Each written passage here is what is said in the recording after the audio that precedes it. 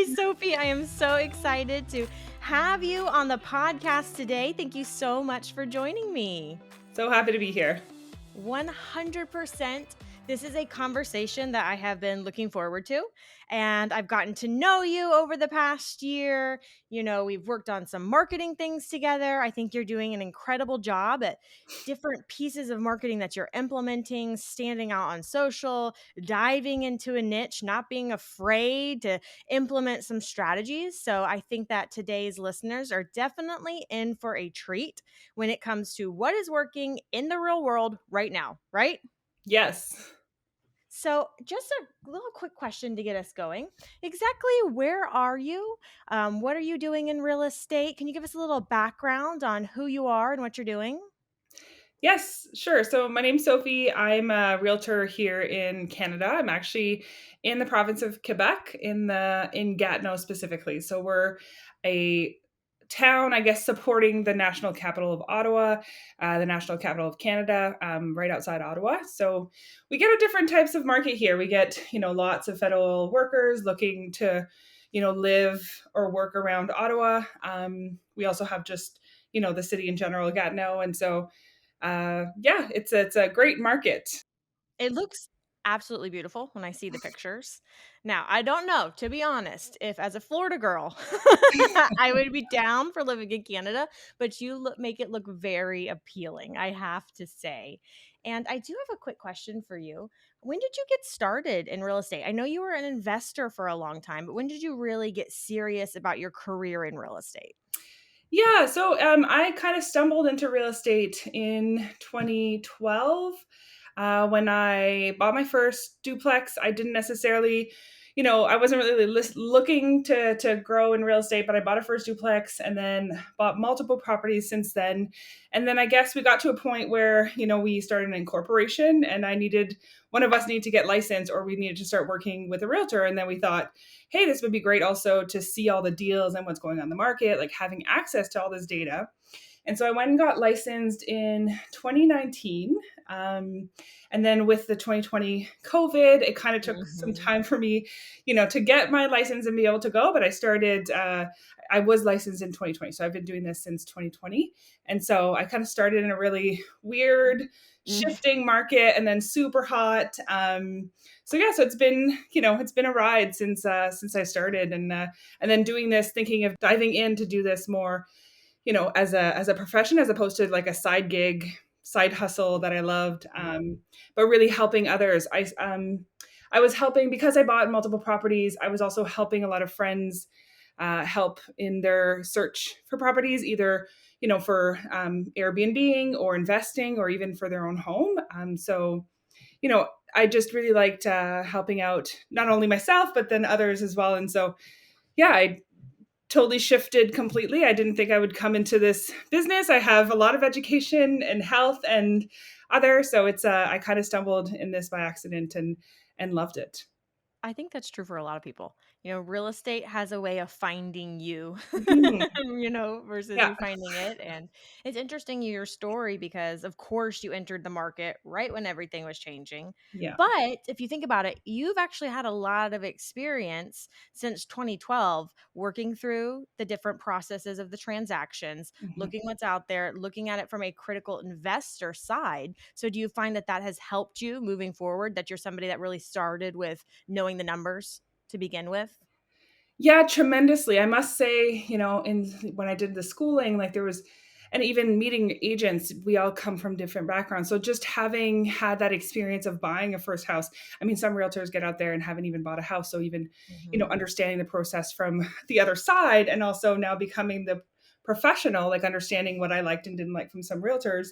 And then as well, like having flipped homes and renovated and just like understanding not just the process, but like the house. So when you go show people, like just understanding what to look out for, or Mhm. minors or major, like it really helped with my studies. It really helped with easing into the process, like not having to be as much maybe into the books as others, or shadowing quite a bit less, I guess, because of my experience just being on the other side of the transaction. Mhm. I mean, that's invaluable experience. Yeah. that you can guide people beyond just here's the paperwork we need to fill out, here's the basic 1, 2, 3, 4, 5 steps, and so on from there that you need to do. You have that extra layer, extra dimension. So when you are getting started, it's 2020, the world is changing. That's hard to believe it's 3 years ago, but it was. What are some of the steps that you took to transition to being very serious about your career and setting yourself up to be successful?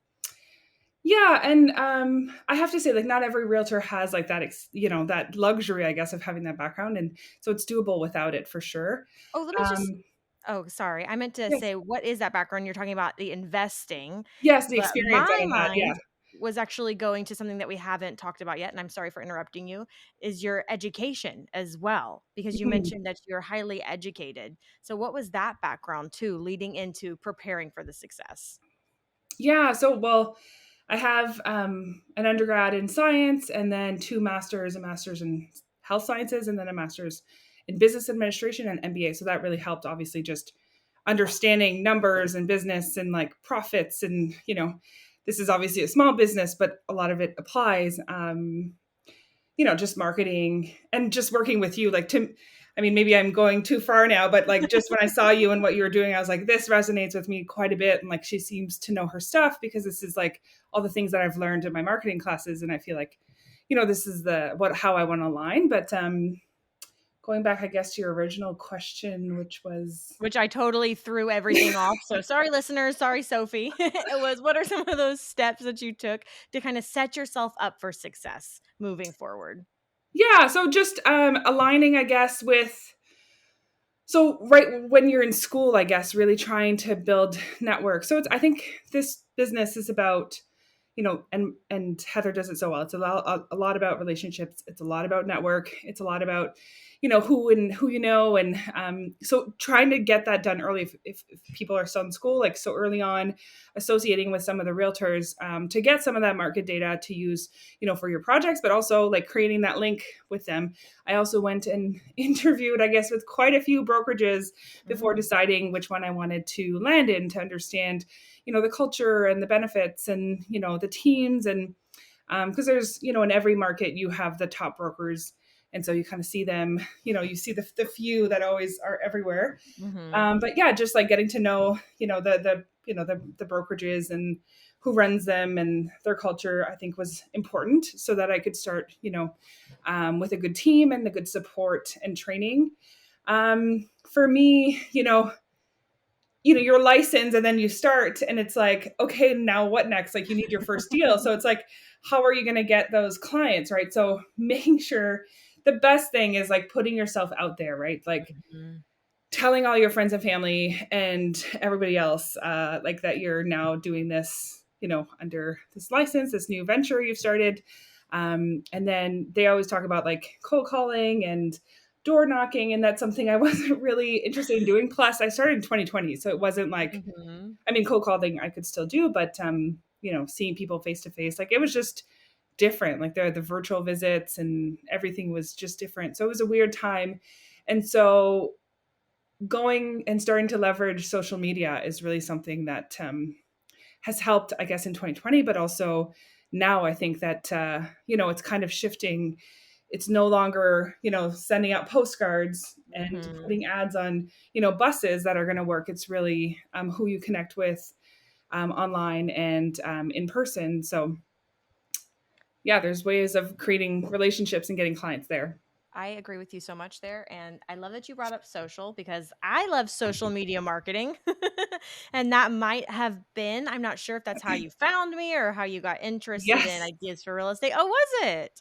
To be honest, I was like, okay, my Instagram and my Facebook were kind of idle. Like I got them when I was in university because everyone had them.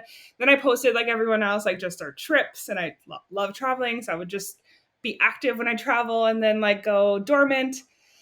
And then I was like, oh, like if I'm not gonna door knock or cold call, then what can I do? And then I was like, the next best thing is to social. And then I legit went on Google and said ideas for marketing and real estate. And like Heather was one of the top pop-ups. And I think it was like this calendar.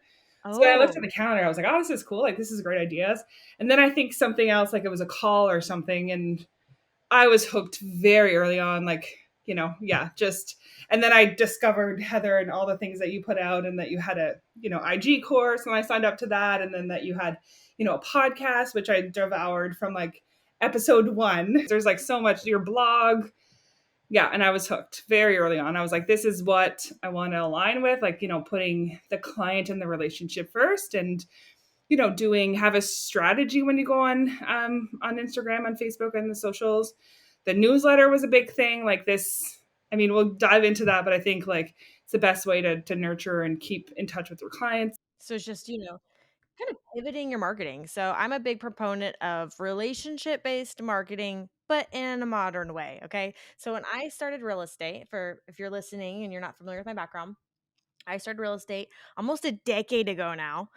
And some of the first projects I worked on were a newspaper ad, very traditional marketing avenues. And then as things changed, of course, social media was still a thing back then. I started to apply some of the more traditional, and traditional is not a fair word, but the strategies that had been working for a while, relationship building strategies, to some more modern marketing like social and email and different ways that we can capture people's attention and nurture them along. And I launched the marketing suite last year, almost about a year ago from when this episode is airing. And that is my signature membership for agents to come in, get their marketing, social, emails, trainings, all kinds of collateral and goodies. And I think you were maybe in my first month, my first round of new members. Yeah, the second or third month, I dove into and started using, like, that was something that was exactly, I didn't even think I was Mhm. looking for that, but that was exactly what I needed. It was like done for you, you know, um, templates of like posts and reels and emails. And I was like, this like is saving me so much time. Like I don't have to Google anymore. Like this is all I have to do is just like take the time to, research my own market and things that are happening here and like talk about, my market. But it was just exactly what I needed, and didn't think that that was, what I needed initially when I started looking into it. I appreciate that so much. That means the world to me because for such a long time I wanted to be able to tell agents, they'd ask me, I need help with this, I need help with this. Where should I go? And it was, well, here's a bazillion different things, or here's a bunch of different websites to go to. And I can be a little picky, a little particular about things, right? And I also wanted it to be something that you could trust in. So it really does mean so much to me that you have such kind words to say about it and how it's working for you. But I have to say that it's not just what we're providing, it's all the hard work that you're doing too, to really customize it, to dive into your market, and to get specific and strategic. I know that we did a target marketing training last year where we talked about, you know, how target marketing works. It's kind of a combination of geographic farming, which is finding those key areas, and niche marketing, pulling out specific types of customers.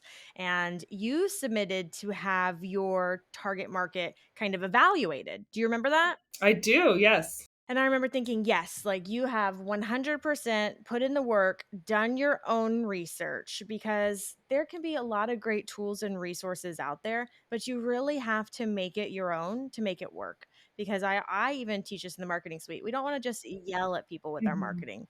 We want that customer, that buyer, that seller on the other end to feel special, that you heard them. And I think that you have done such a good job of kind of figuring out who that customer is, so that the marketing that you do put out, whether it's email or social, it resonates with them and is authentic to you, with pictures of you and your wonderful family and of your local area. I feel like you've done such a good job with that. So I have to, claps for you Thank you. there. And it's thanks to you though. Like I must say it's thanks to you, because it, like, you do give the prompts, and you give most of it out. We have, and since then I've seen other done for you templates, and that's the thing I think it's lacking, because that's one thing when I started using it I was like, this is what I needed, and then you were like, hey, let's all connect, and I was like, we're all going to look the Mhm. same, and but then it's really like the customizable aspect that makes it, now I connected with quite a bit of, ideas for real estate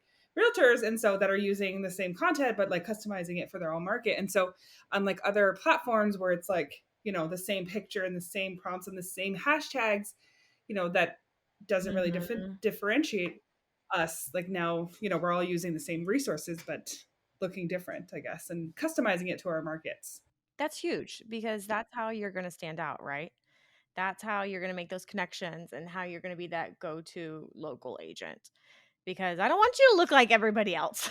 You know what I mean? I want people to get to know Sophie, but in a way that isn't so demanding on your day-to-day time and difficult to Mhm. figure out with all of your marketing. Yeah, so true. So before you started using the marketing suite, um, what were you doing? Do you feel like the marketing suite kind of helped bring it together so that you have more of a strategy? What did that transition look like for you? Yes. Oh my god, it was huge. I started the ideas for marketing pretty early on, I must say. So I wasn't, I didn't have a chance to explore that much. But, I posted on stories and on Instagram and Facebook being like, "Hey, I'm a realtor, friends and family." I posted like I got a list two listings quite early on. So that really helped me honestly early on to kind of start off because then I had two listings and then obviously a bunch of buyers coming out of that. And then using that and just I started looking at other realtors and what they were doing specifically in my market, and it was Mm. all the same. It was like just listed, just sold. And so I started doing those. And so, you do those when you have them. And so they're sporadic. And so I wasn't really doing much, I guess, aside from those. There was no open houses at the time. So I couldn't even have the open house post either. So yeah, so that was, I guess it was that. And then I was probably in between listings and buyers and lacking, stuff to post. That's when I was looking for, content ideas. And that's when I found you pretty early on, I guess. So yeah, I have to say my, like in my brokerage as well, like it's just listed, Mhm. just sold open houses. It's very much, everyone's the same. There's no difference between one realtor to another. Yeah, And you wanna be different. You wanna yeah, stand out. exactly. And like I'm thinking of myself, I've bought multiple properties and I used one and then we called him, he had retired. And since then, all the other properties I bought were Mm. different agents. Like I never heard from them after I used them. They were great, but then like couldn't even remember their name when it was time for Mhm. another time to purchase, which was just the following year, a couple months. And so and then I was like, you know what? Like, I want to make a difference in people's, like, I want them to remember me and, just keeping in touch with them, giving them a good service. And it's not that they weren't providing a great Mhm. service. It was just that, you're involved with the realtor, for the time that you're buying a house and then you just don't hear from them again. And You then, just forget yeah, 100%. So, what are some of the yeah. ways that you're trying to stay in touch with people, nurturing your sphere and past customers, keeping those relationships going?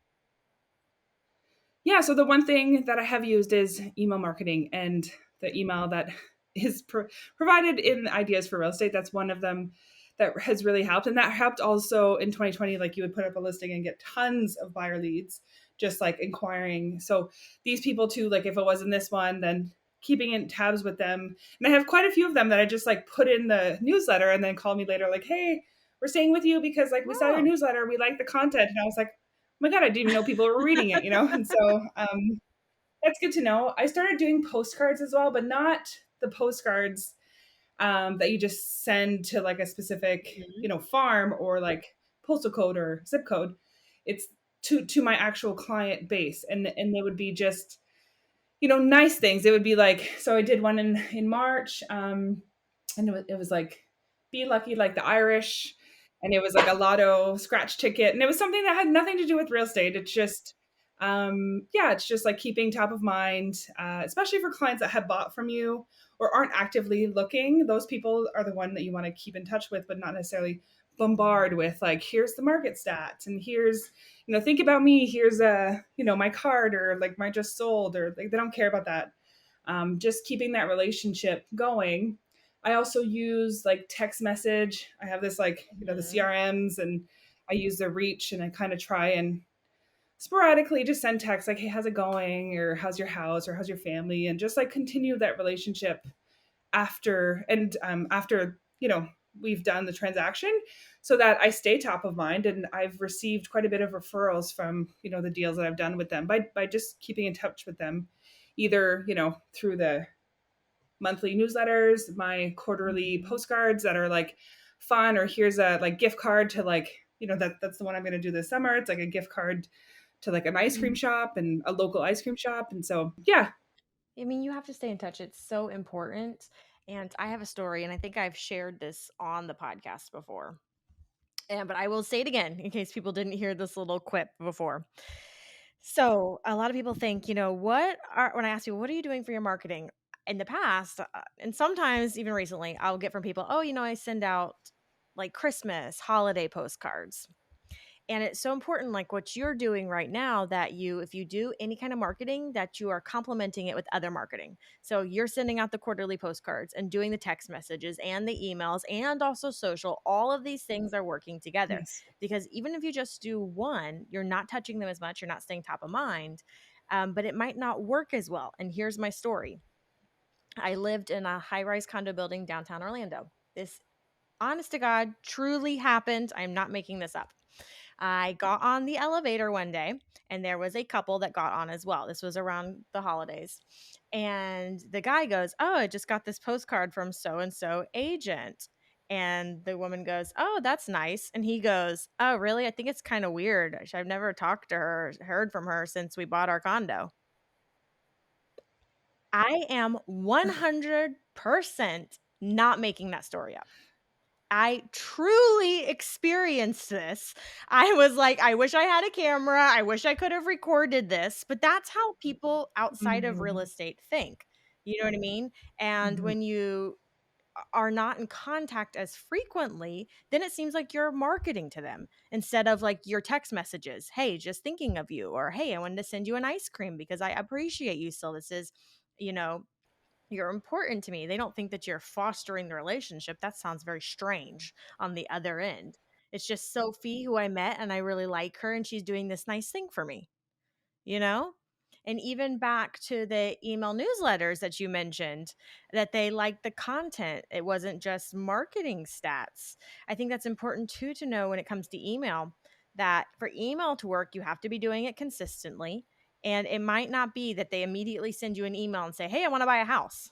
It might take a little longer. The conversation might come from a different angle, like what happened to you. You said a couple people have reached out to you since you've been sending out those emails. What did that look like? Mhm. So the first one actually was this buyer. I had done a visit. It was, for one of the houses I had, and then never heard from him. I did follow up a few times or whatever, and then just put him into like, hey, are you still looking? No, not really, not my price point, or it's going too quickly, or whatever. The market was, not great for buyers. And so a lot of people kind of gave up. And then months later, I think it was this year, we're just closing on the house with these clients. But he reached out and he said, "Hey, like we got you know, re reassessed, I guess, and we're willing to look. And I really like your newsletter compared to all the other agents." Turns out he had, I guess, visited Mm. quite a few houses with different agents and potentially had, seen a few agents. And he said, "I love," like he mentioned specifically, like the newsletters, the emails you send every month, and so we'd like to,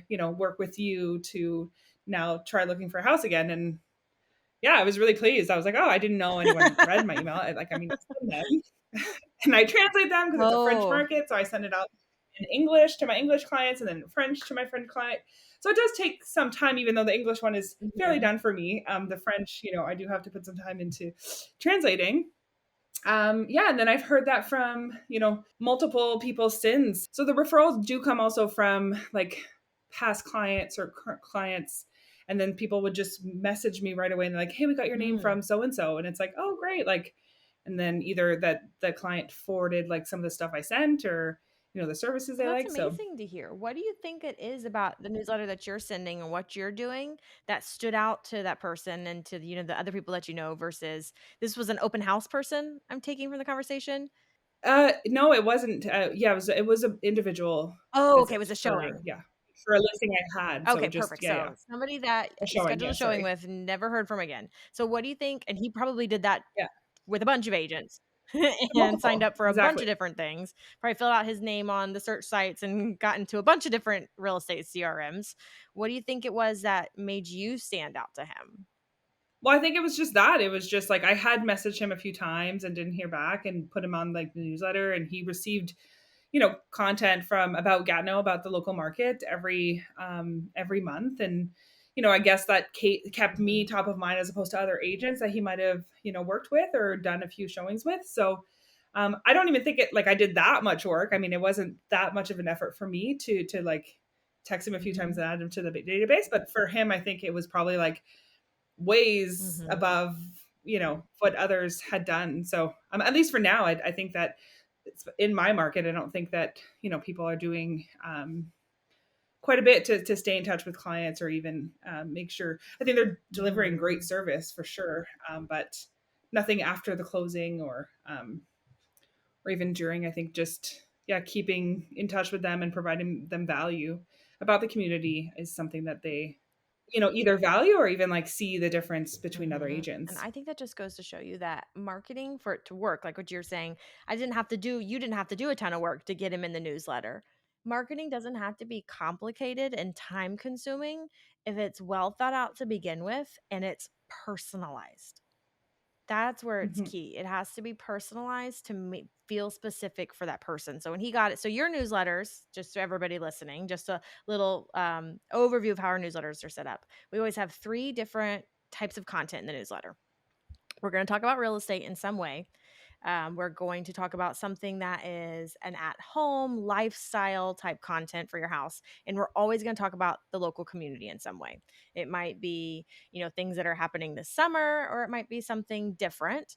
And a variety of these 3 topics are interchanging every month so that you're continuing to not annoy people who aren't interested in real estate, right? But still tie it back to real estate. So for you, from your perspective, you're just filling in the prompts, but to him, it was different. So that's where I think you have to work smarter when it comes to your marketing and really know this is who my market is and not be afraid. Like you weren't like, oh, I just talking about all of Canada. I don't want to miss out on somebody. Yeah. Like you weren't afraid to be a little Mhm. more specific with the information Mhm. in your newsletters. And it's just that extra because I mean he was continuing to receive the search Mm, criteria, so I put him on like a search, and I'm sure right. he was receiving that from multiple other people, and I know he was like somewhat monitoring it, so it's just a different touch point from from just the because a lot of people just disengage with that search if they're no longer Mhm. looking or they just bought or aren't available, so that's you kind of lose that touch point with them. Yeah, you have to have that variety. Exactly. So thinking about that variety, let's talk about social a little bit. So we've got email, and that's, we're using that from the marketing suite. What are you doing on social that's working really well? So something I'm doing well, I guess, is being consistent and posting often, and then doing the videos and the reels, especially the ones that you provide. You also give a lot of ideas of like trending reels and music to use that really help. And I've seen quite a bit of growth in that. Something I know I need to be doing is a lot more video and a lot more of me.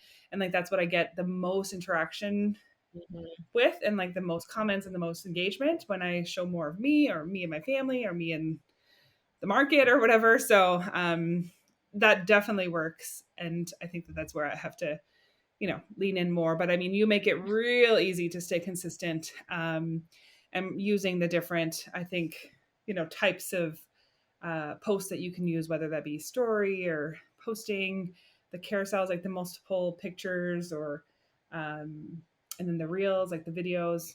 Then you obviously follow a strategy. So there's no thinking for me to do. Like you just follow the pillars that you provide, the 5 different pillars. And so, yeah, I mostly just stay consistent. But I will say this: there are other people that have access to the marketing suite, but you still have to, take actions to be consistent. Yeah. And one of the things that I noticed is you're at a lot. I don't know how many you've been on of our co-working sessions every month. So I Yes. host a live co-working session that I started doing in January. I'll be honest, I wasn't sure how it would go. If people would want to attend a co-working session, what exactly it would be like. But I know you make a point to attend that, even though Yes. already know how to schedule the emails and the social. Could you tell me why you do that, or if you enjoy it, or?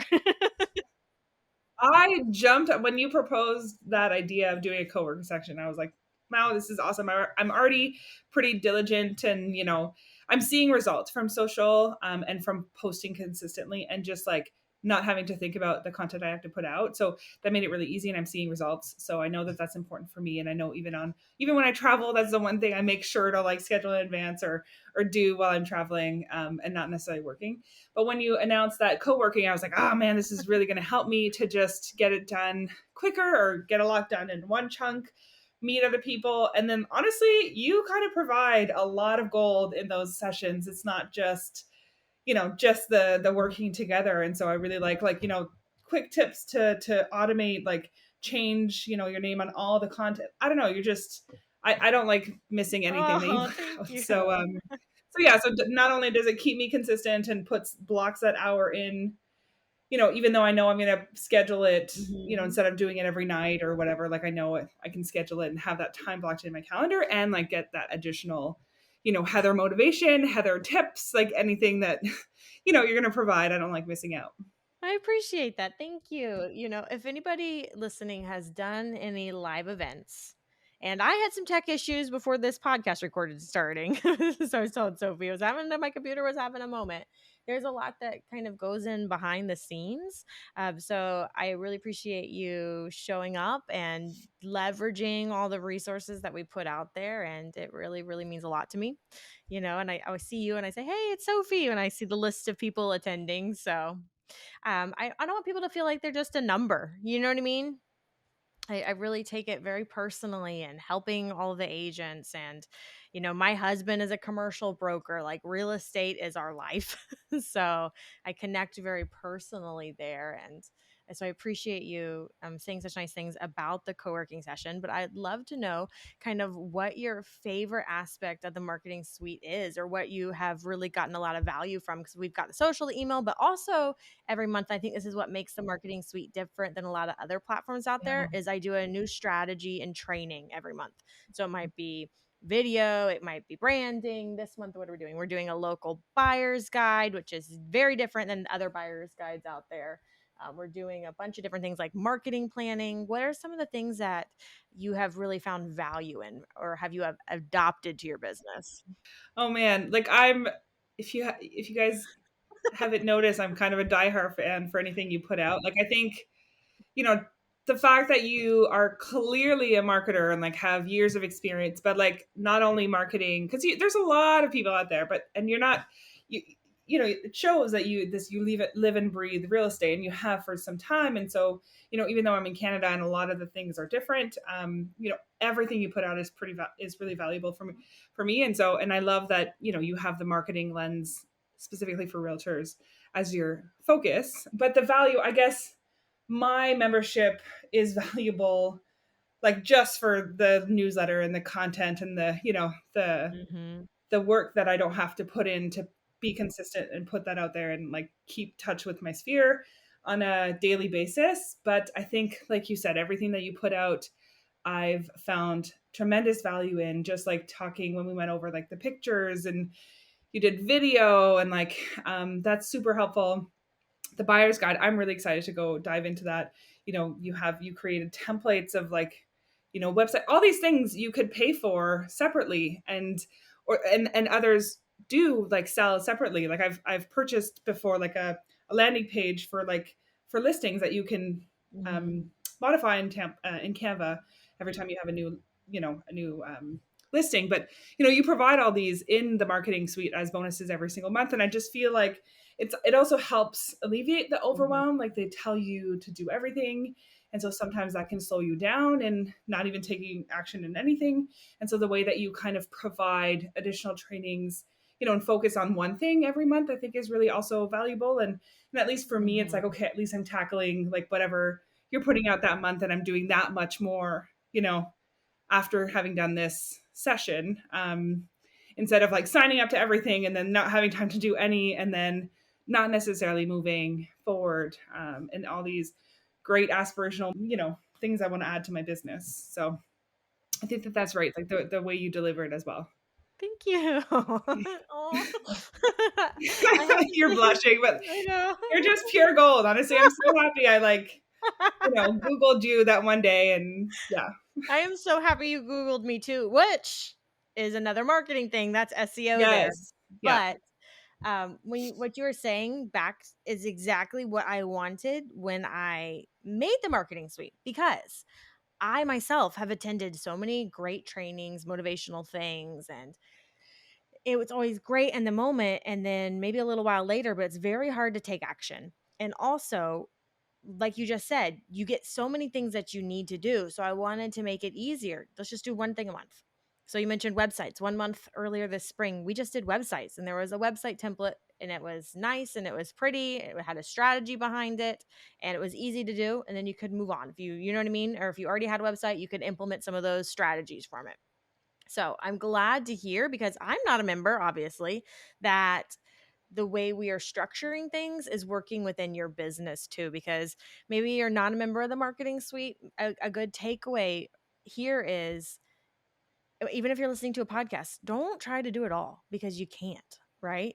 What is that thing that's going to make a difference in your business? Let's take action on that. And then, to what you said, Sophie, let's be consistent with it Mhm. before you move forward. And I'm speaking from experience here, because I am somebody that is easily interested in lots of things. I want to do this, I want to do that. I Same. love this idea. I have that creative brain. I think that I can do it all. And you need sometimes to have that structure so you actually get things done. Right? Mhm. So that you actually can have that success. So I would love to hear, thinking about success and making, your marketing work for you. Did you have any aha moments from being a member of the marketing suite, whether it was a training or a success story, something where you're like, okay, yes, I needed this?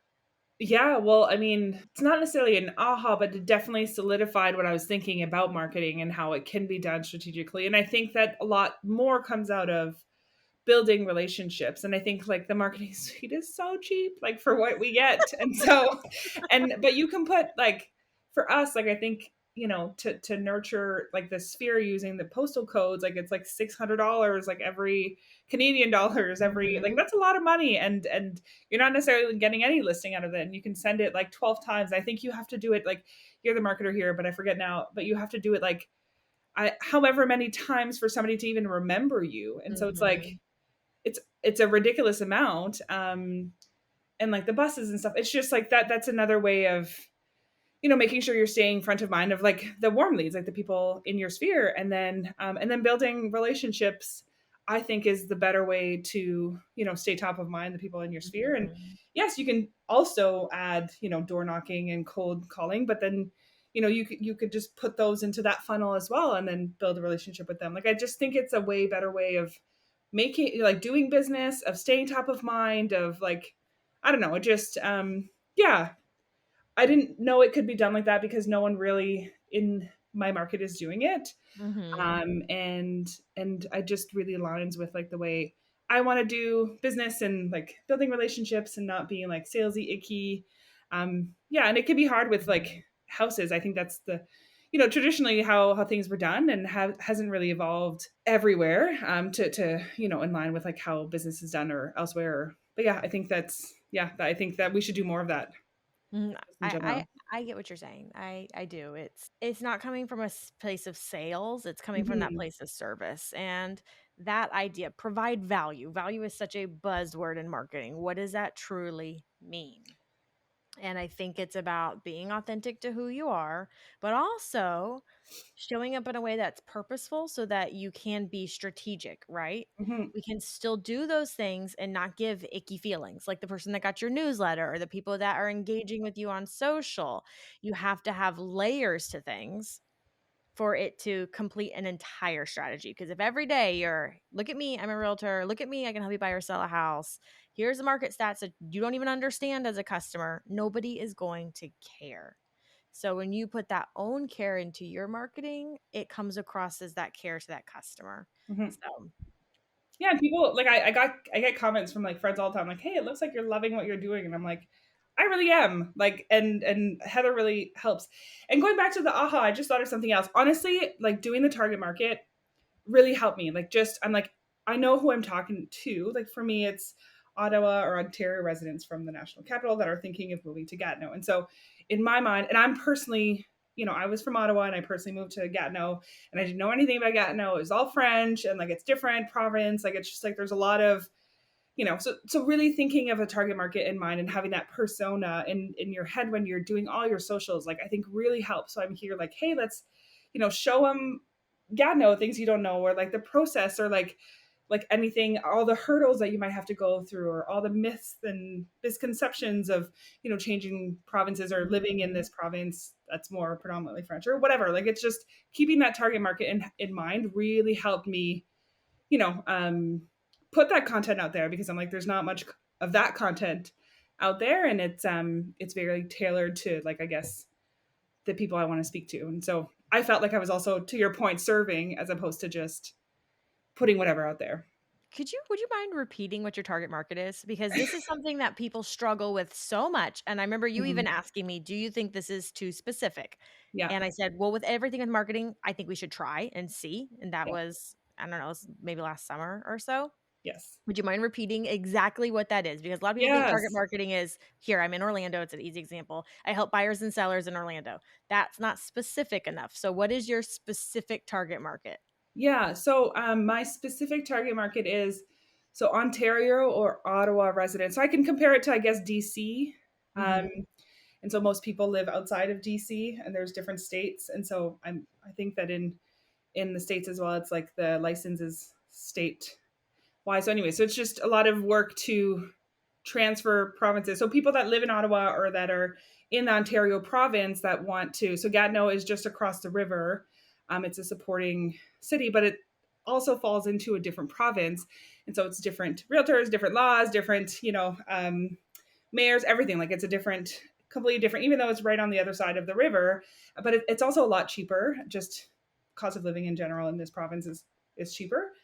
Taxes are higher though, but yeah. So it's I'm specifically speaking to Ottawa, Ontario residents that are thinking of buying, investing in the Gatineau region, and like anything that they might want to know. And so a lot of people think about crossing the river because it's so much cheaper, but then sometimes there's a lot of different things like Mhm. changing everything so that it's now into this new province, is a hurdle or a barrier, or the fact that there's a lot of French around here and maybe they don't speak French, Mhm. or the tax implications, like what does that mean, and what does that look like, and anyways, just explaining those barriers, and the city and what it can offer, and like the proximity. So a lot of people can't afford Ottawa downtown, and then end up going super far out, whereas you can just go across the river, and just considering Gatineau, I guess, and staying remote and close. So yes, I speak specifically to those, and like through that, I am pregnant. I also have a daughter, and like speak to families quite a bit as well, and then also first time home buyers, because often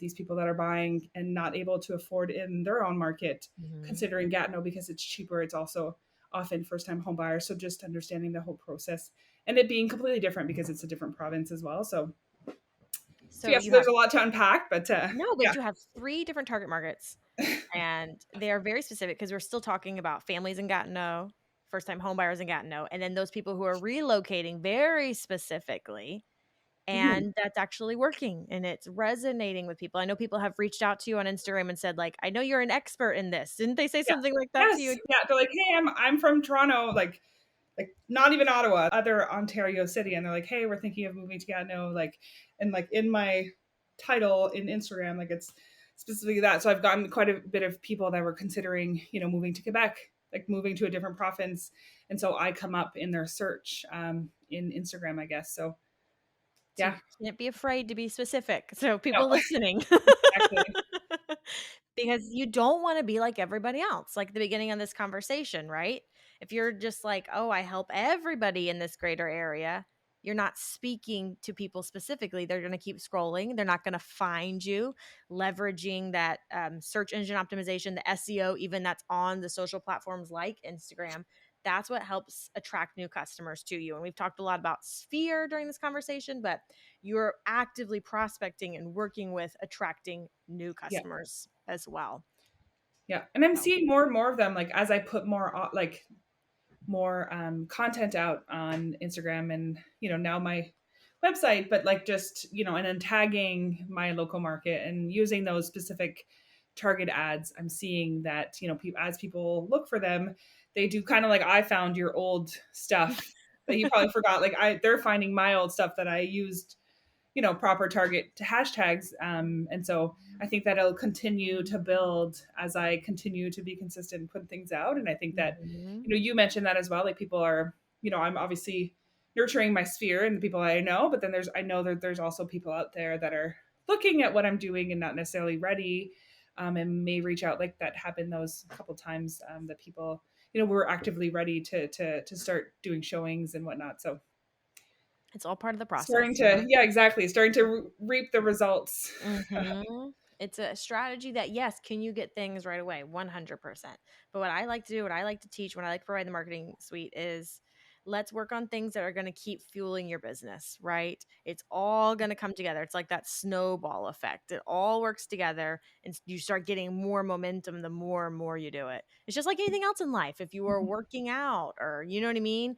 Eating healthy, if you were making little thing, let's say you're organizing your house and you're doing one little room at a day, it all adds up over time. So I'm so happy to hear that that's how it's working for you and you're seeing results and enjoying being a member of the marketing suite. I just have to thank you so much from, truly the bottom of my heart. It means so much to me, that you trust your business with me and with ideas for real estate. And you're able to leverage what we put out and use it in a way that works for you. So I just want to thank you very much for being a member of the marketing suite.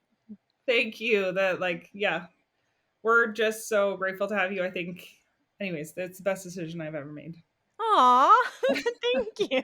I mean, in the business, right? It's just like it's just a no brainer. I just get tremendous value from it. So thank So you. if you're not a member, Yeah, because Heather used to do this for just one brokerage in Orlando, and I Mhm. was like, no, no, this is way better. We can all access you. Yes.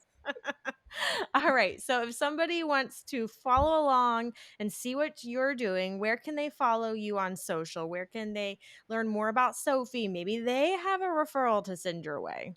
Yes, if they have any referrals in the Ottawa Gatineau region, for sure. So it's at Sophie, Sophie, Labrèque, Labreque, and that's my website, my Facebook, my Instagram. Everything is first and last name.